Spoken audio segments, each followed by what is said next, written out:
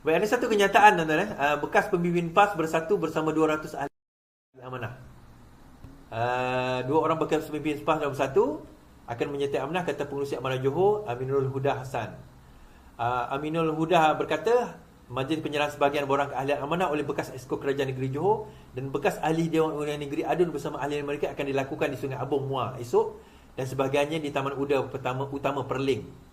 Pernyataan mantan EXO dan mantan ADUN daripada Bersatu dan PAS itu adalah satu isyarat yang jelas terhadap penerimaan kepada perjuangan amanah yang membawa semangat rahmah seperti ditunjukkan oleh Allahyarham Datuk Seri Salahuddin Ayub. And so ada pimpinan yang akan melompat daripada PAS dan juga Bersatu bagi menyertai amanah dan juga dalam pilihan raya kali ini, insya-Allah.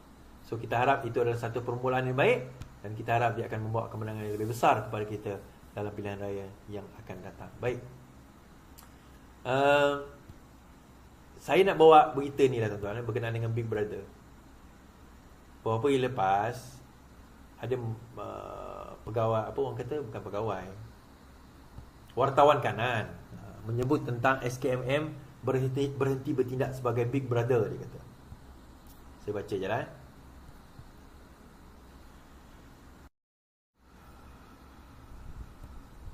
SKMM harus berhenti daripada bertindak sebagai Big Brother. Wartawan kanan. Kami sama sekali tidak bersetuju dengan Suruhanjaya Komunikasi Multimedia Malaysia yang kebelakangan ini bertindak seolah-olah sebagai Big Brother Abang Musa dengan sewenang-wenangnya menyikat kandungan dalam talian. Kami bimbang sejak akhir hari ini pengamal media telah dipanggil oleh SKMM untuk memberi penjelasan mengenai kandungan yang mereka bawa menerusi portal berita dan laman dalam talian mereka. Apa yang lebih membimbangkan adalah kebanyakan kandungan dilabelkan sebagai menyinggung itu hanyalah laporan dan pendapat yang dianggap kritikal terhadap kerajaan. Kami sekali tidak akan menerima sebarang percubaan untuk menggunakan agensi seperti SKMM untuk menyoal, menapis atau menyekat portal dan kandungan berita dalam talian. Dalam masa yang sama juga, saya ada di kalangan pelajar, ada di kalangan pelajar UKM sendiri yang menyatakan, yang buat satu kenyataan bahawa dia kata kerajaan tidak boleh bertindak seperti SKMM, jangan menyekat kebebasan. Saya nak cerita. Adik-adik sekalian, kalau adik-adik nak tahu, antara wartawan kanan, kononnya kanan itu adalah Johan Japar. Johan Japar ni adalah antara, kalau tak silap saya, wartawan kanan zaman Mahathir dahulu. Ni kita nak cerita pada adik-adik yang baru nak up ni, yang dimanipulate, kerana yang tak tahu pun sebenarnya sekatan itu apa. Korang tak pernah tahu dan tak pernah merasai sekatan yang sebenarnya. Korang tak pernah disajikan, dihadapkan dengan, kalau tulis sebarang berita, bukan setakat tulis sebarang berita, semua headline itu Mahathir kena vet through. Mahathir kena pastikan, bukanlah Mahathir personally, tapi ada pegawai dia akan pastikan betulkah headline esok yang ini. Mana-mana sebarang berita, surat khabar, mesin cetak, media yang dikatakan bercanggah sedikit dengan kenyataan kerajaan akan kena tangkap, akan kena serbu, akan kena masuk ISA, akan kena pastikan bahawa mereka tidak boleh bersuara langsung. Tuan-tuan, ada ke wartawan yang kena tangkap sekarang ni? Ada ke media-media yang kena tutup? Ada ke lesen yang kena tarik balik? Tak ada. Sebaliknya, dia kata yang menyinggung. Dia kata dalam kenyataan itu, dia kata kita kena ada kebebasan. Kebebasan kena ada. Tetapi dalam lingkungan undang-undang yang dibenarkan. Contoh, kalau saya nak kata budak-budak UKM. Semua budak-budak UKM ni memang kaki lalok. Kan? Bosia. Perempuan dia semua budak UKM tu adalah bosia. Lelaki dia semua bohjan. Semua kaki dadah. Betul ke kenyataan itu? Oh, tak boleh kamu cakap macam tu, Is. Bukankah kebebasan bersuara? Bukankah itu satu kebebasan bersuara? Kenapa nak marah? Kan? Bukankah itu satu kebebasan bersuara? Kenapa nak marah? Okeylah tu. Kan? Tak ada ke pelajar UKM yang kaki mabuk, yang kaki lalok? Tak ada ke pelajar UKM yang mungkin jadi bosia? Tak ada. Mustahil. Tapi tak bolehlah kata macam tu. Memanglah ada, tapi bukanlah semua. Exactly my point. Jangan kata kerana dia sekat ni, sekat itu. Kenapa? Soal dia, tanya dulu. Kenapa wartawan itu dipanggil atas perkara itu?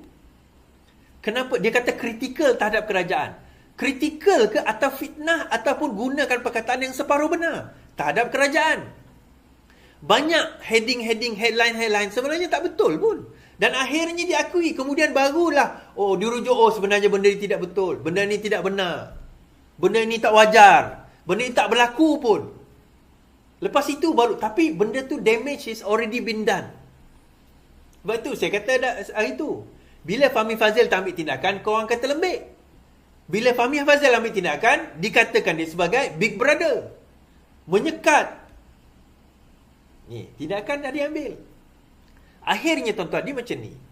Saya dah kata banyak kali, sesiapa nak mengemukakan bantahan terhadap polisi kerajaan. Saya suka tengok seorang TikToker, dia kata dia ekonomis. Dia selalu cerita pasal ekonomi.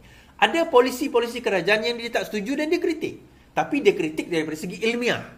Dan saya tak ada masalah dengan benda tu.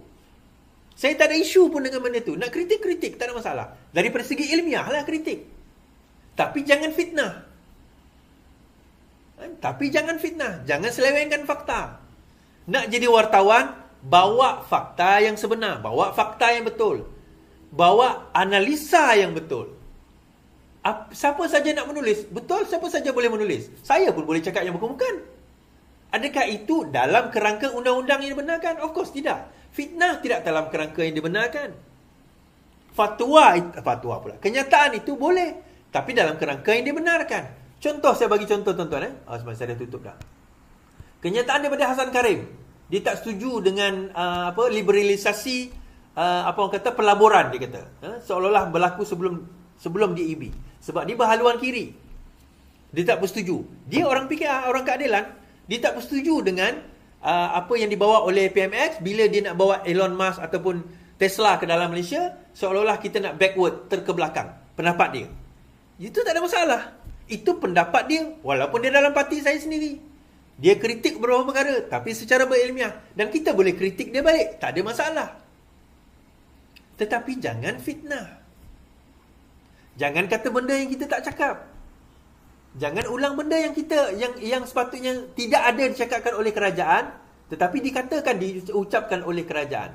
Saya nak baca satu kenyataan, saya tutup dengan satu kenyataan ataupun satu ulasan yang ditulis oleh seseorang di dalam Sinar Harian. Dan saya nak sama ada saya setuju atau tidak setuju dengan kenyataan beliau. Baik. Siapa sebenarnya Big Brother? Awang bukanlah nak menjebelahi mana-mana pihak, tapi awang tabik hormat pada kenyataan 8 orang wartawan veteran. Dan wartawan veteran ni hidup pada zaman bila tuan-tuan? Zaman Mahathir. Dan mereka mewah di dalam zaman Mahathir. Yang pada masa itu menyekat kita. Lagi teruk daripada ini. So siapa sebenarnya yang Big Brother? Mereka kata SKMM jangan berlagak macam Big Brother. Ini ekoran daripada tindakan SKMM memanggil ketua-ketua pengarang dan menyekat kandungan berita dalam talian. SKMM nampaknya guna kuasa mereka untuk bertindak dengan cara yang berlawanan dengan hendak Tok PM sendiri. Beliau berjanji benarkan media bebas, tapi media kenalah bertanggungjawab.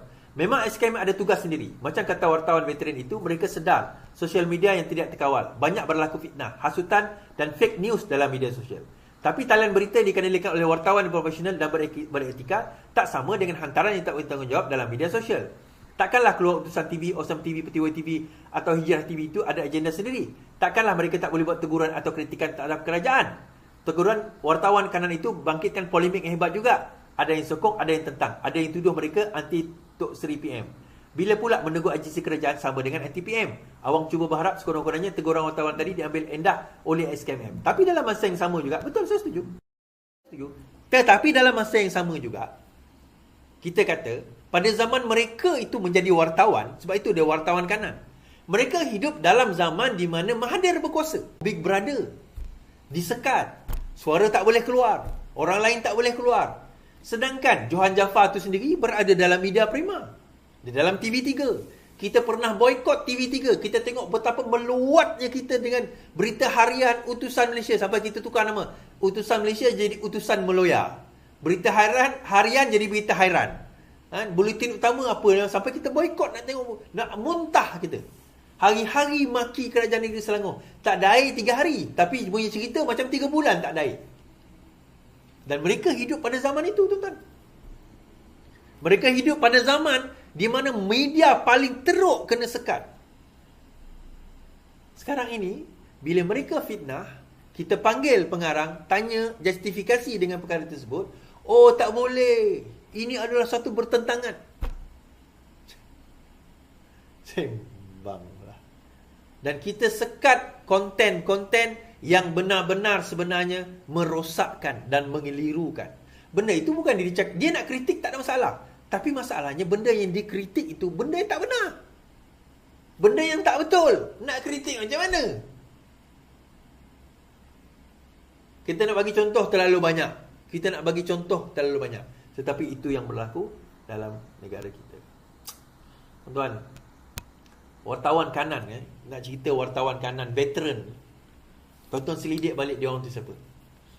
Dia orang mewah hidup pada zaman siapa, tuan-tuan? Mungkinlah, saya tak kata, saya tak menuduh lah, mungkin. Zaman ni dia orang dah tak boleh cari makan kot. Itu dia orang bising kot. Mungkin dia orang tak minat lagi nak jadi wartawan, tak apalah. Tapi kita pun tahu akan media buy. Dan macam mana media-media ni akan guna apa sahaja kaedah sekalipun untuk memastikan master mereka yang bayar duit itu akan diserve untuk nak jatuhkan orang yang dia nak kena lawan. Dalam kerajaan ini, kerajaan lah. Dan bila kita sekat, oh, ini menyekat kebebasan media. Kenapa? Dia boleh kritik kita, tapi kita tak boleh kritik dia. Itu bukan kritik, itu sekat. Yelah. Menyekat itu mengkritik kerana kamu menggunakan fitnah, hasutan yang sebenarnya tak benar dalam polisi-polisi kerajaan.